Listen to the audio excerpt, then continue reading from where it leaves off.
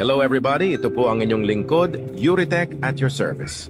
Isa ka rin po ba sa curious kung ano nga ba ang purpose ng malalambot na parang kutsyon na nakapatong sa ibabaw ng middle frame ng mga Android phone?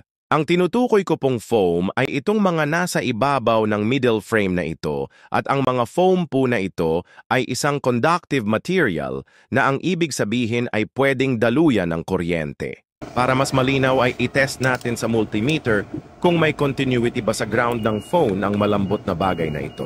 And as you all can see and hear naman na tumutunog ang multimeter, that prove na may continuity siya sa ground. So the question is, ano nga ba ang purpose ng foam na ito? Base sa aking pagsasaliksik ay may dalawang purpose ang malambot na bagay na yan.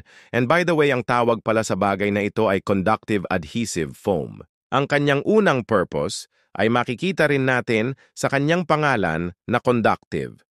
Conductive means dinadaluyan ng kuryente.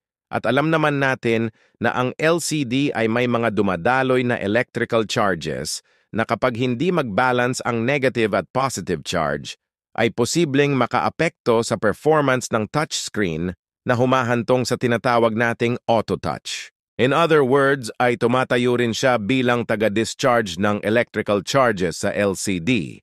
Para maiwasan ng phone ang mag-auto-touch, sa madaling salita, ay isa siyang uri ng anti-static material. At ang ikalawa naman niyang purpose ay bilang isang shock absorber. At sa unang tingin, parang hindi naman or parang wala namang silbing shock absorber yan. Kung ang nasa isip natin ay ang pagkabagsak, ay hindi talaga doon ang purpose niya. Yung mga pangkaraniwang nangyayari tulad ng nadidiinan ang LCD, naiipit, bumabagsak ng bahagya, doon nakadesign ang conductive foam na ito. Hindi man natin napapansin ang kanyang purpose, pero sana huwag nating isipin na siya'y walang silbi. Dahil baka hanggang ngayon, kaya wala pang basag o crack yung screen ng LCD mo ay dahil sa trabaho ni conductive adhesive foam. Kaya sa susunod na magpapalit ka ng LCD at makakita ka ng conductive adhesive foam, ay may idea ka na sa kanyang trabaho. Nasasayo na kung tatanggalin mo o gagamitin mo basta ang mahalaga ay may idea na tayo. Dahil lamang lagi ang may alam.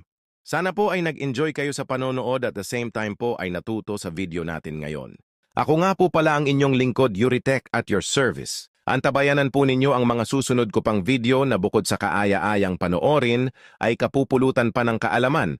At para lagi po kayong updated sa mga susunod ko pang video, ay huwag nyo pong kalimutang i-follow ang ating Facebook page at YouTube channel.